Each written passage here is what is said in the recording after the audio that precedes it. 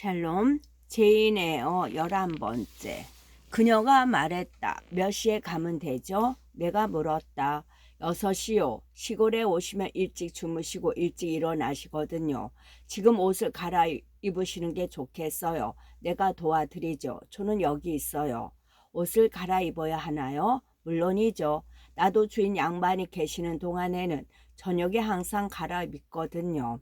굳이 이런 예의를 차려야 하는 건지 좀 지나친 느낌이 들었으나 나는 내 방으로 가서 페어팩스 부인의 도움을 받아 검은 모직 옷을 벗고 검은색 비단 드레스로 갈아입었다. 회백색 비단 드레스를 제외하고는 가장 좋은 옷이었다. 회백색 옷은 로드에서 특별한 날이 아닌 한 입기 아까운 옷이었다. 브로치가 있어야겠네요. 페어팩스 부인이 말했다. 나한테는 템플 선생이 작별 선물로 준 작은 진주 장식이 있는 브로치가 있었다. 그걸 달고 우리는 아래층으로 내려갔다. 나는 낯선 사람을 만나는 데 익숙지 않아서 이처럼 격식을 차리고 노체스터시 앞에 나서기가 거북했다. 나는 페어팩스 부인을 따라 식당에 들어갔다. 식당에서도 그녀 뒤에 숨다시피 해서 커튼을 친 아치문을 지나 우아한 응접실로 들어갔다. 탁자와 벽난로 선반 위에 각각 2개씩 촛불이 켜져 있었다. 파일럿은 난로불의 밝은 빛과 따사로운 열기를 받으며 누워 있었고 아델도 그 옆에 앉아 있었다. 로체스터 씨는 한쪽 발을 쿠션에 올려놓고 긴 소파에 기대어 아델과 개를 바라보고 있었다.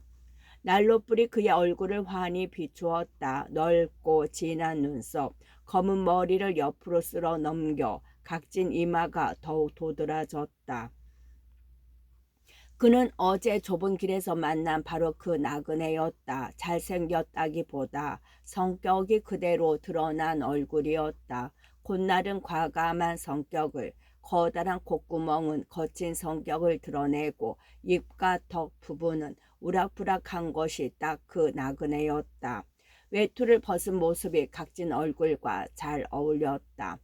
키가 크거나 날씬한 몸매는 아니었지만 가슴이 넓고 허리가 날렵한 것이 운동선수로 좋은 체격 조건이었다. 로체스터 씨는 페어팩스 부인과 내가 들어온 걸 알면서도 기분이 썩 좋지 않은지 아는 체 하지 않았고 우리가 다가가는데도 고개조차 들지 않았다. 에어 선생이 왔습니다. 페어팩스 부인이 차분하게 말했다. 그는 개와 어린아이를 쳐다본 채로 고개를 까딱했다. 에어 선생께 자리에 앉으시라고 하세요. 그가 말했다. 성의 없는 인사와 형식적인 말투는 마치 에어 선생이 거기 있건 말건 무슨 상관이지? 난 지금 그녀와 얘기하고 싶지 않은데 라는 식이었다. 나는 전혀 망설이지 않고 자리에 앉았다. 공손하게 맞이했다면 오히려 어리둥절했을지도 모른다. 나는 거기에 맞춰 점잖고 우아하게 답례하지 못하기 때문이다. 그래서 무뚝뚝하고 조금은 무례한 태도가 오히려 편했다. 더구나 제멋대로 행동하는 상대에게는 얌전하고 온화하게 대하는 것이 더 유리했다. 게다가 괴팍한 행동이 재미있었다. 이제 그가 어떻게 나올지 지켜보는 것이 흥미롭기까지 했다. 그는 줄곧 조각처럼 앉아 있었다. 말도 하지 않고 움직이지도 않았다. 한 사람은 나긋나긋해야 한다고 생각했는지 페어팩스 부인이 먼저 말문을 열었다. 늘 하던 대로 상냥하게 캐캐 묵은 안부를 물었다. 하루 종일 일에 시달리느라 피곤하지 않은지 다리를 삐어 얼마나 괴롭겠냐는 등 위로의 말과 함께 잘 참는 것이 대단하다고 칭찬했다. 부인, 차를 좀 마시고 싶군요. 이 말이 부인이 받은 유일한 대답이었다. 그녀는 재빨리 종을 울렸다. 하녀가 쟁반을 들고 들어오자 부인은 잔과 스푼 등을 신속하면서도 정성껏 차렸다. 나와 아델은 탁자 옆으로 갔지만 주인은 여전히 긴 소파에 앉아 있었다. 주인 양반께 차를 좀 갖다 주시겠어요? 아델은 엎지를 것 같아서요. 페어팩스 부인이 내게 말했다. 나는 시키는 대로 했다. 부인이 내 손에서 찻잔을 받아 들자 아델은 그 틈을 이용해 나를 위하는 척 외쳤다. 아저씨, 작은 상자 속에 에어 선생님 선물도 있지요? 누구 선물? 선생도 선물을 원하오? 선물을 좋아하시오? 그가 거칠게 말했다. 그는 음울하고 약간 화난 눈빛으로 나를 쏘아보았다. 글쎄 잘 모르겠네요. 선물 같은 걸 받아본 적이 별로 없어서요. 하지만 다들 받으면 기쁘다고 하던데요. 다들 그런다. 당신은 어떠냔 말이오. 생각 좀 해봐야겠네요. 선물에도 여러 종류가 있지 않나요? 각각의 측면을 다 생각해보고 나서 말씀드려야겠네요. 에어 선생, 당신은 순진한 아델이랑 다누군요. 그 애는 나를 보면 대놓고 선물을 달라고 야단인데 당신은 은근슬쩍 넣어보는군요. 제가 아델보다 선물을 받을 자격이 없으니까요. 아델은 선생님과 오래된 사이인데다 또 늘 그래 왔으니 당연히 요구할 수 있죠. 늘 장난감을 사다 주시곤 하셨다면서요. 하지만 저는 좀 다르죠. 저는 처음 만난 사람이고 선물을 받을 만한 일을 하지 않았으니까요. 겸손히 지나치시군요. 난 아델을 보고 선생이 애를 많이 썼다는 걸 알았소. 총명하지도 않고 특출난 재능도 없는 아이가 단기간에 저렇게 발전하다니. 그 말씀만으로 선물을 받은 것이나 마찬가지네요. 고맙습니다. 가르치는 선생으로서 자기 학생이 많이 나아졌다고 칭찬해 주는 것보다 좋은 선물은 없죠. 그런가요? 노체스터 씨는 짧게 대답한 후 차를 마셨다.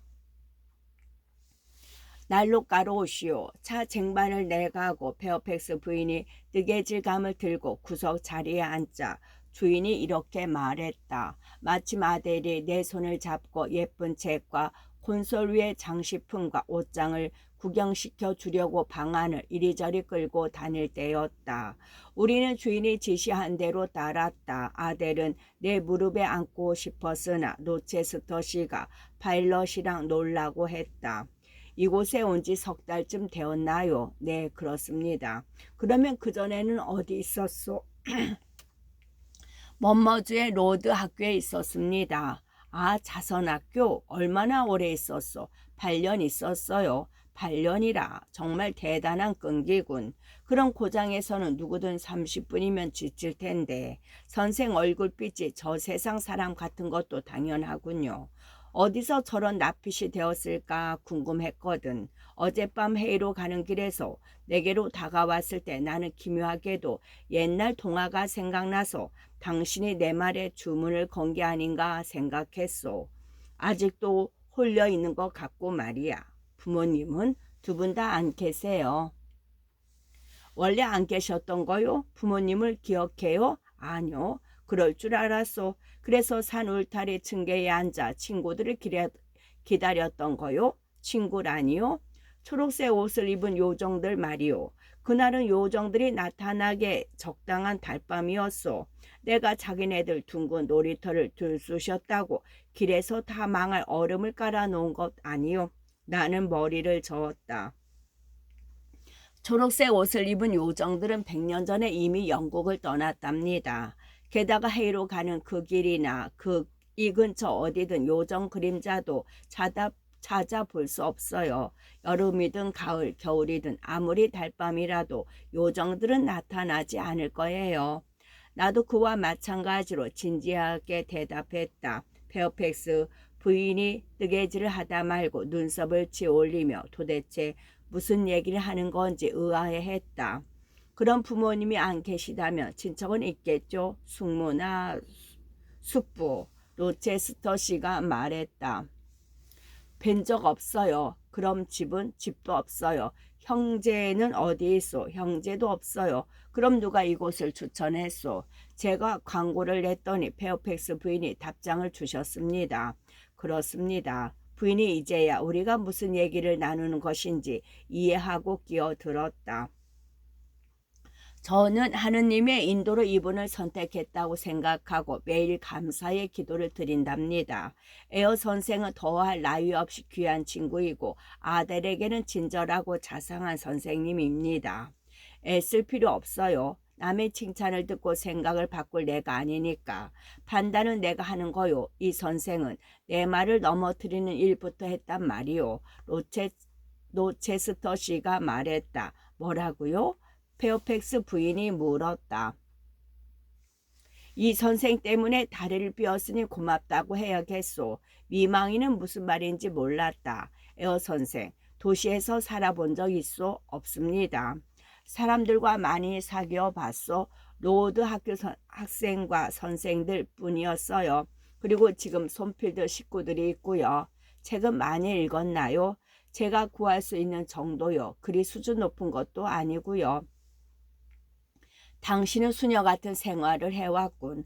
당신은 종교적인 조직에 단련되었겠지. 로드를 경영하는 브로클 허스트 씨가 목사 맞소? 예, 그렇습니다. 그리고 당신들은 수녀들이 수녀 원장을 떠받들듯 그 사람을 떠받들었을 거요. 그건 아닙니다. 당신은 꽤 냉정하군. 신참 수녀가 원장을 떠받들지 않다니 그건 모도가 아니오? 저는 브로클 허스트 씨를 싫어했어요. 저만 그런 게 아닙니다. 그분은 잔인한 사람이었거든요. 시도 때도 없이 우쭐거리면서 하나하나 참견했어요.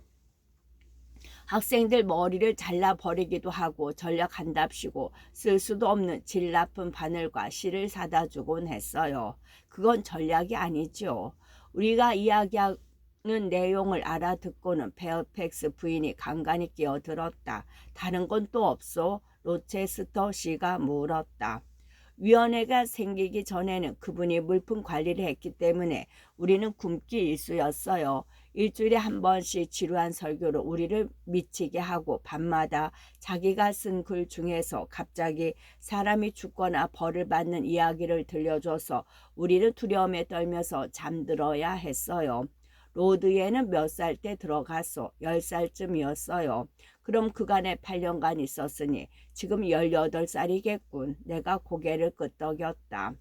산수가 이렇듯 쓸모가 있소. 그 덕분에 당신의 나이를 짐작할 수 있으니 당신처럼 생김새에 어울리지 않는 표정을 짓고 있으면 나이를 가늠하기 어렵거든. 그런데 로드에서는 무얼 배웠소? 피아노는 칠 줄 알아요?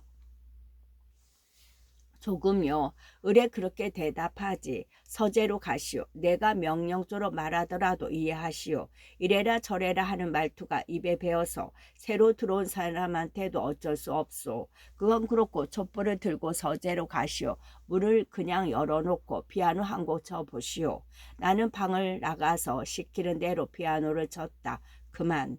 2, 3분 뒤에 그가 소리쳤다. 역시 조금 치는군. 영국의 보통 여학생들보다 나을지 몰라도 잘 치는 편은 아니군. 나는 피아노 뚜껑을 닫고 방으로 돌아왔다.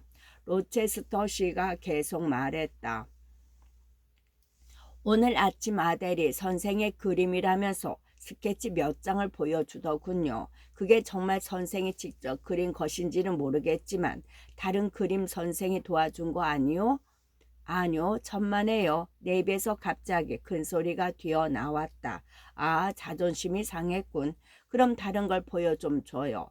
오롯이 당신 손으로만 그린 거라면, 그게 아니라면 그렇게 단언하면 안 되지. 나도 다른 사람의 손을 댔는지 안 댔는지 정도는 볼 줄 아니까. 그럼 저는 아무 말씀도 안 드리죠. 알아서 판단하세요. 나는 그린 가방을 가져왔다. 탁자를 이쪽으로 가져와요. 나는 그의 말대로 탁자를 긴 소파 쪽으로 밀었다. 아델과 페어팩스 부인이 그림을 보려고 모여들었다. 다들 이리 올 필요 없소. 내가 본 다음에 가져가서 보는 건 좋지만 얼굴을 내 쪽으로 들이밀지 마시오. 로체스터 씨가 말했다. 나는 스케치와 수채화를 한동안 유심히 살펴보았다. 그러더니 3장을 따로 빼놓고 나머지는 옆으로 밀쳐 놓았다. 페어팩스 부인, 이것들을 저쪽 탁자로 가져가시오. 그가 지시했다. 아델이랑 같이 그 그림을 봐요. 선생은 거기 남아서 내 질문에 대답하시오. 이 그림들을 한 사람이 그린 건 알겠는데 정말 당신이 그렸소? 네, 이런 걸 그릴 틈이 있었소? 꽤 긴 시간을 고심해야 했을 텐데. 로드에서 마지막 방학을 2번 지내는 동안 별로 할 일이 없을 때 그린 겁니다. 원한을 어디서 구했소? 제 머릿속이요. 지금 당신 어깨 위에 달린 그 머리 말이요? 네, 그렇습니다. 이것 말고 그 머릿속에 또 뭐가 있다는 거요? 있겠죠. 좀 더 나은 것으로요. 그는 그림을 펼쳐놓고 다시 자세히 살펴보았다. 그가 몰두해서 그림을 보는 동안 어떤 그림인지 설명하겠다. 우선 그 그림들은 조금도 훌륭한 것이 아니다. 사실 그 그림은 내 머릿속에서 떠오른 것이었다. 상상 속에서는 매우 감동적이었으나 내 솜씨로 그것을 제대로 구현하지 못했다. 3장 모두 내가 상상한 것을 희미하게 표현했을 뿐이다. 그리고 이 그림들 모두 수채화였다. 첫 번째 그림은 물결치는 바다 위를 낮게 흐르는 검푸른 구름이었다. 원경은 전체적으로 흐릿했다. 육지가 없으므로 정경이라고 할 수 있는 것은 맨 앞에 있는 큰 파도였는데 그건 역시 흐릿했다. 한 줄기 빛에 반쯤 가라앉은 돛대가 또렷이 도드라지고 돛대 위에는 검고 커다란 가마우지가 날개에 물거품을 묻힌 채 주둥 위에 보석 박힌 황금 팔찌를 물고 앉아 있었다. 나는 내 그림 물감이 허락하는 한 최대한 밝은 색으로 보석을 칠했다. 새와 돛대 아래 푸른 파도 사이로 익사체가 보였다. 새가 물고 있는 아름다운 황금 팔찌는 또렷이 그려진 한쪽 팔뚝에서 떨어져 나온 것이었다. 2번째 그림은 정경에 마치 산들바람이 부는지 풀잎과 나뭇잎이 한쪽으로 쏠린 희미한 언덕 꼭대기가 있었다. 언덕 너머에는 저녁 무렵에 검푸른 하늘이 펼쳐져 있었다. 하늘 위로는 되도록 흐릿하고 어두운 색조로 그린 한 여인의 상반신이 솟아 있었다. 희미한 이마에는 별이 장식되어 있었고 그 밑에 얼굴은 마치 안개 속에 가려진 듯 흐릿했다. 눈은 검고 야성적이었으며 머리칼은 폭풍우나 번개불에 갈기갈기 찢긴 먹구름처럼 흩어져 있었다. 달빛과 같은 은은한 빛이 목에 비치고 그와 비슷한 희미한 빛이 옅은 조각 구름을 비추고 이 구름 사이로 샛별이 지상을 내려다보고 있었다. 3번째 그림은 북극의 겨울 하늘에 솟은 빙산 꼭대기를 그린 것이었다. 북극광의 집합체가 창을 세워 놓은 것처럼 지평선을 따라 퍼져 있었다. 정경에는 거대한 머리가 비스듬히 빙산에 기대고 있었다. 가녀린 2 손을 모아 이마를 받치고 얼굴에 검은 페이를 들이우고 있었다. 뼈처럼 희고 핏기 하나 없는 이마와 절망 외에 아무것도 남겨있지 않고 한 곳을 응시하는 푹 꺼진 한쪽 눈만이 보였다. 관자 놀이개로 구름처럼 흐릿한 검정색 터번이 쉬어 있었고 터번 주름 속에서 강렬한 색채의 불꽃을 튀기는 둥그런 불길이 빛을 발하고 있었다. 왕관 모양의 화려한 조승달을 얹고 있는 것은 형체 없는 형체였다. 이 그림을 그릴 때 행복했소? 문득 로체스터 씨가 물었다. 집중할 수 있어서 좋았어요. 지금까지 경험으로 보면 그림을 그릴 때 가장 즐거워요. 그럴만도 하지. 선생 말로대로라면 즐거움이란 게 별로 없었으니까. 하지만 선생은 이런 기묘한 빛깔을 혼합하고 재생하는 동안 일종의 예술가의 꿈에 사로잡혀 있었겠군.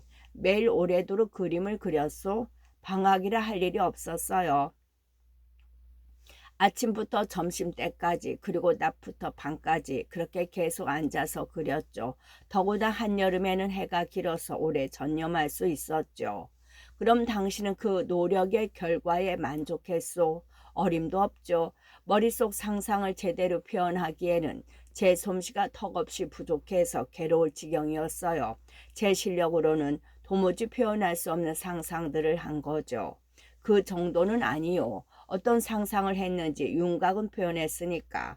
물론 그 이상은 못했겠지. 그것을 구체화할 기교와 지식이 부족했으니까.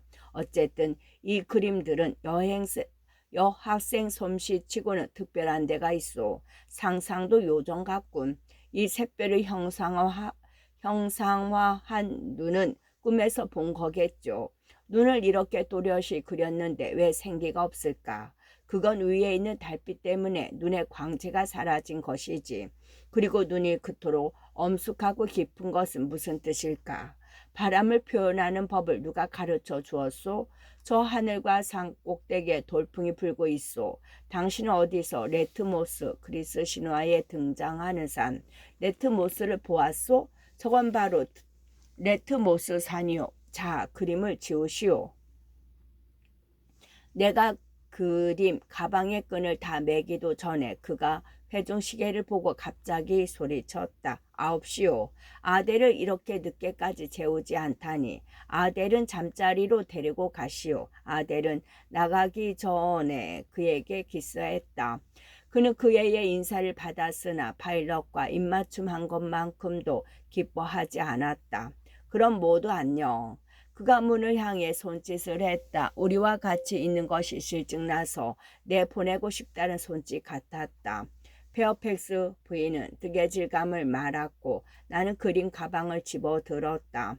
그에게 인사를 건넸으나 우리에게 돌아온 것은 까딱하는 고갯짓이 전부였다. 나는 아델을 재고 부인의 방으로 갔다. 로체스터 씨가 별스런 성격이 아니라고 하시지 않았어요? 내가 페어팩스 부인에게 물었다. 네, 그런데 별난 성격 같아요? 네, 아주 변덕스럽고 묵뚝뚝해요. 그래요. 처음 대하시는 분들은 그렇게 보일 거예요. 하지만 나는 오랫동안 봐와서 잘 모르겠네요. 또 설령 그분 성질이 개팍해도 이해해 줘야죠 뭐. 왜요? 천성이 그런 거니까요. 그리고 누구나 천성은 어쩔 수 없는 것이잖아요. 또 여러 가지 괴로운 일 때문에 정신적으로 불안해서 그러는 거예요. 무슨 일이 있나요? 첫째는 가정 불화지요. 하지만 가족이 없잖아요. 현재는 없지만 전에는 있었어요. 그리고 몇 년 전에 형님을 잃으셨지요. 형님을요? 그렇답니다. 현재의 로체스터 씨는 재산을 상속받은 지 그리 오래되지 않아요. 불과 9년 정도. 9년이면 꽤 오래된 거죠. 형님이 돌아가신 슬픔에서 아직도 헤어나지 못할 만큼 무척 사랑하셨나 봐요. 아니요, 그건 아닐 거예요. 형제 사이에 오해가 좀 있었던 것 같아요.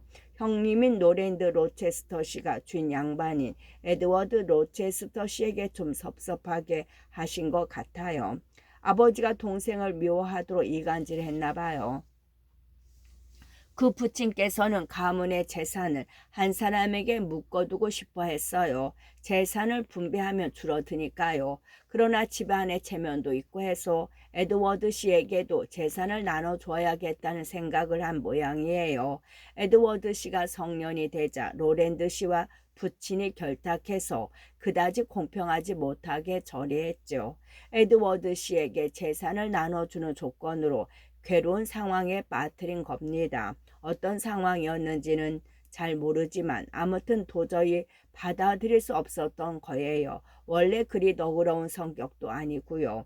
그래서 가족하고 인연을 끊었고 벌써 여러 해 동안 한 곳에 정착하지 못하고 있어요. 형님 되시는 분이 유언도 남기지 않고 돌아가셔서 손필드가 주인 양반 소유로 넘어가게 되었죠. 하지만 손필드에 2주일 이상 머문 적이 없어요. 정말 이 오래된 저택을 싫어하는 것도 당연하고요.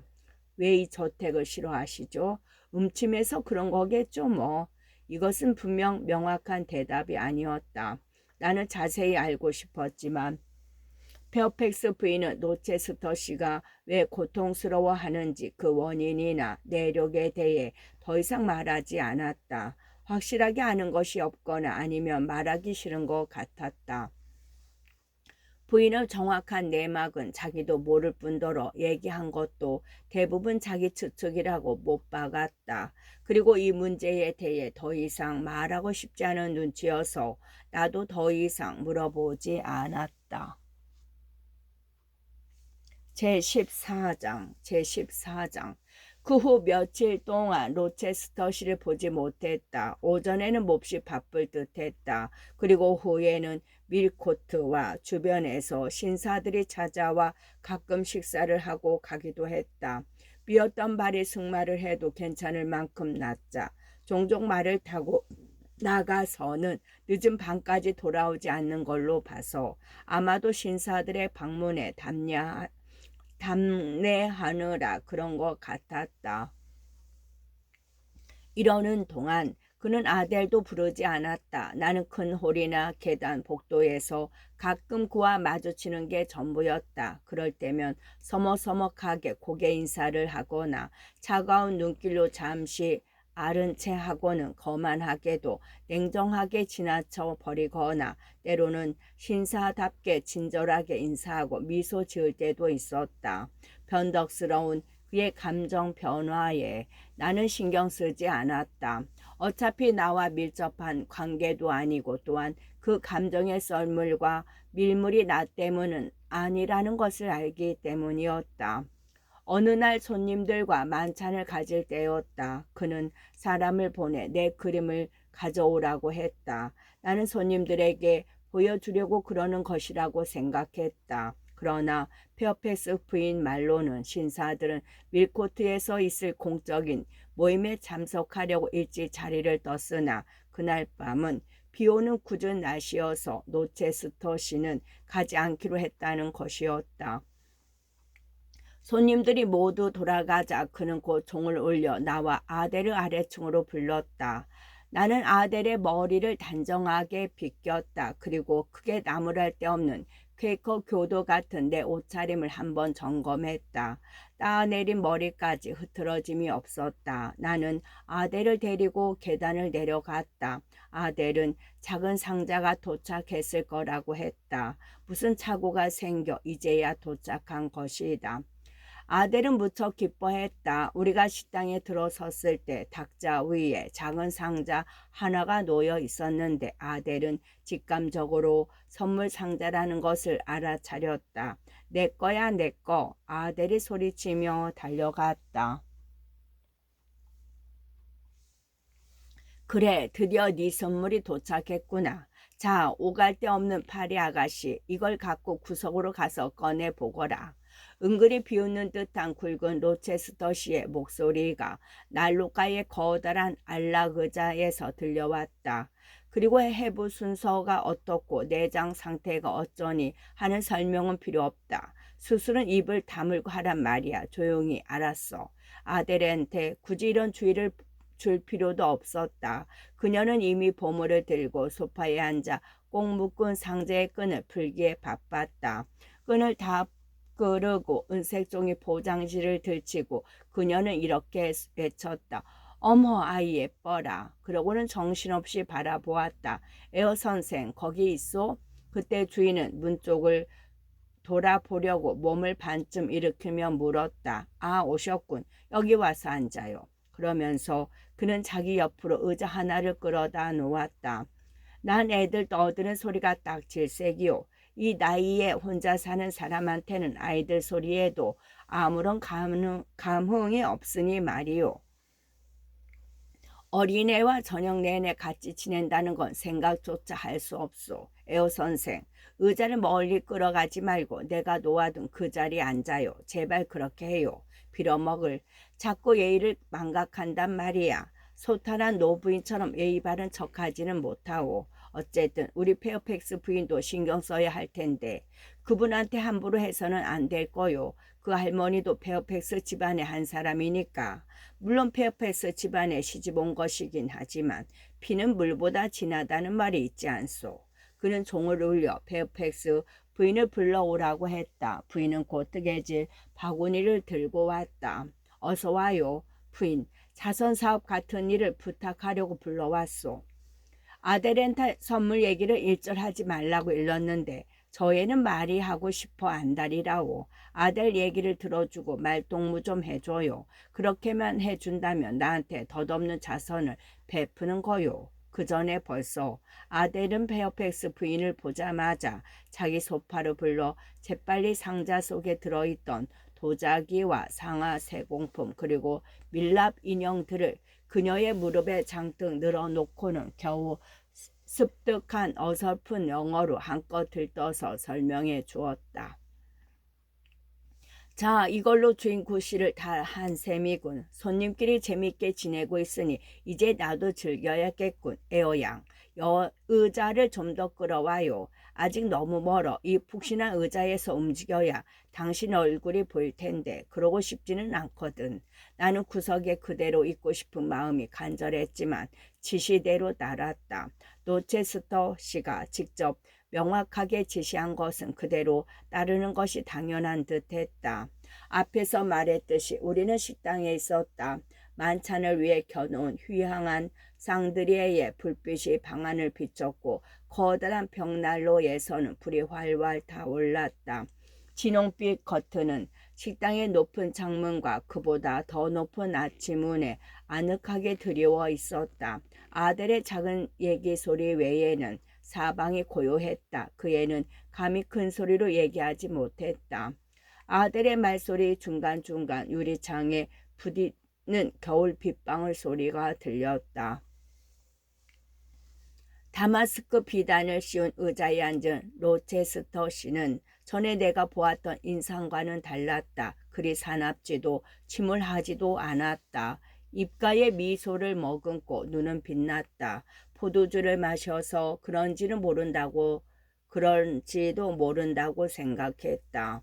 말하자면 저녁 식사를 마쳤을 때에 바로 그 편안한 기분이었다. 아침에 차갑고 묵뚝뚝한 표정은 사라지고 훨씬 편하고 부드럽고 느긋한 분위기였다. 그러나 난로불에 비친 커다란 검은 눈은 여전히 엄해 보였다.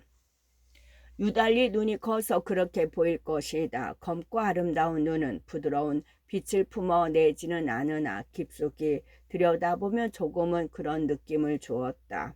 그는 2분쯤 난로불을 바라보았고 나는 그를 바라보았다. 그때 벼랑간 고개를 돌리는 바람에 그의 얼굴에 못 박힌 내 시선을 들키고 말았다. 에어 선생, 나를 검사하고 있었군. 내가 잘생겼다고 생각하고 내가 곰곰이 생각해 봤더라면 이 물음에 어물어물 무난하게 대답하고 넘어갔을 것이다. 그러나 나도 모르게 이런 대답이 튀어나왔다. 아니요? 하하, 한 방 먹은 기분이군. 당신은 보통 사람과 좀 다른 구석이 있어. 두 손을 가지런히 모으고 앉아서 카펫만 바라보고 있을 때는 어린 수녀 같은 데가 있어. 지금처럼 내 얼굴을 뚫어져라 쳐다볼 때 말고 말이오. 그런데 누가 당신에게 어떤 질문이나 의견 같은 걸 물어보면 지극히 솔직하게 대답한단 말이오. 무뚝뚝한 건 아니지만 좀 냉정하게 들리지. 왜 그런 거요? 제가 너무 솔직했나 봐요. 죄송해요. 외모에 대해서는 곧바로 대답하기 쉽지 않다고 말씀드려야 했어요. 사람마다 보는 눈이 다르거나 외모는 중요하지 않다든가 뭐 그런 식으로 말씀드려야 했는데 그런 대답은 하지 않으니만 못해요. 외모는 중요하지 않다. 그런 말로 좀 전에 무례한 대답을 무마하고 내 기분을 달래주는 척하면서 내 귀 밑에 칼을 대는군. 자, 말해보시오. 나의 어떤 점이 못났다는 거요. 나도 다른 사람들 못지않은 사지와 이목구비를 갖춘 것 같은데. 로체스터 씨, 아까 드린 말씀은 취소하겠습니다. 얼굴에 대해 평가하는 게 아니었어요. 실수였습니다. 나도 그렇게 생각해요. 하지만 아까 그 대답에는 책임을 져야 해요. 나를 평가해 보시오. 내 이마가 마음에 들지 않소? 그가 이마를 덮고 있던 검은 머리카락을 쓸어 올렸다. 넓고 평범한 이마가 꽤 영민한 인상을 풍기기는 했지만 결코 부드러운 분위기는 아니었다. 그럼 멍청하게 생겼소. 당치도 않아요. 그보다 정 같은 걸 아느냐고 묻는다면 무례한 거겠죠. 한술 더 뜨는군. 내 머리를 쓰다듬는 채 하면서 또 한 번 칼을 들이대는군. 어린애나 노부인과 어울리기 싫다고 한 말에 이렇게 반박하는군. 목소리를 낮춰야겠군. 아가씨, 나는 박애주의자는 아니지만 양심은 있소. 그는 양심을 나타낸다는 이마의 볼록한 부분을 가리키며 말했다. 그것은 다행히도 이마 위쪽의 꽤 넓은 부분 면적을 차지하고 있었다. 그뿐 아니라 한때는 부드러운 마음씨의 소유자였소.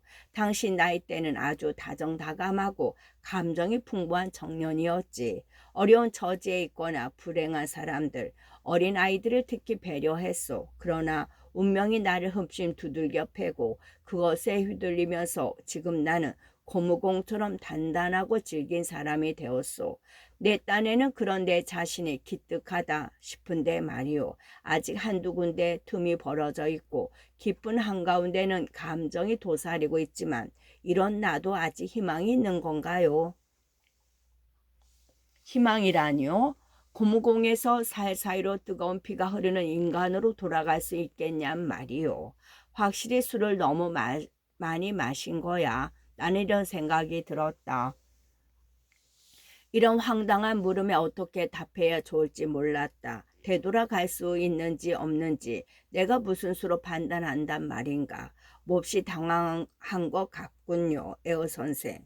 내가 미남이 아니듯이 당신도 미는 아니지만 그 당황하는 모습이 꽤 마음에 드는군요. 더구나 당신의 그 호기심 가득한 눈길이 내가 아닌 카펫의 꽃무늬에 꽂혀 있는 게 훨씬 편하오. 계속 그렇게 하고 있어요, 아가씨. 나는 오늘 밤 사람이 그립고 누군가와 얘기하고 싶으니까. 그는 의자에서 일어나 대리석 벽난로에 기대섰다. 그러고 있으니 그의 몸매가 또렷이 드러났다.